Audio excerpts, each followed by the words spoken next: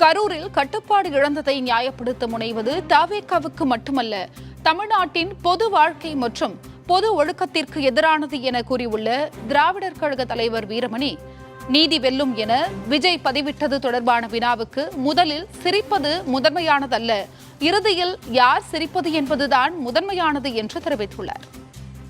முதல்ல சிரிக்கிறதுக்கு அது முக்கியமல்ல.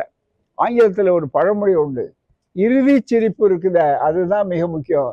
இறுதியில் யார் சிரிக்கிறார்கள், யார் உணர்கிறார்கள் என்று. எப்போது பொது வாழ்க்கைக்கு வந்தோமோ அப்பவே பார்த்தீங்கன்னா கலைஞரோ அண்ணாவோ தந்தை பெரியாரோ திராவிட கழகக்காரனோ மற்ற யாரும் ஒளிஞ்சுக்கிட்டு இருக்கிறது கிடையாது. போராமை பதுங்கிறது ஓடுறது இதெல்லாம் திராவிட இயக்கத்துக்கு சம்பந்தப்பட்டதே கிடையாது. போராமை.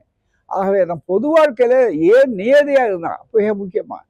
பொது வாழ்க்கையில இருக்கிறவர்களுக்கு இந்த மாதிரி வாய்ப்புகள் சங்கடங்கள் நேரலாம்.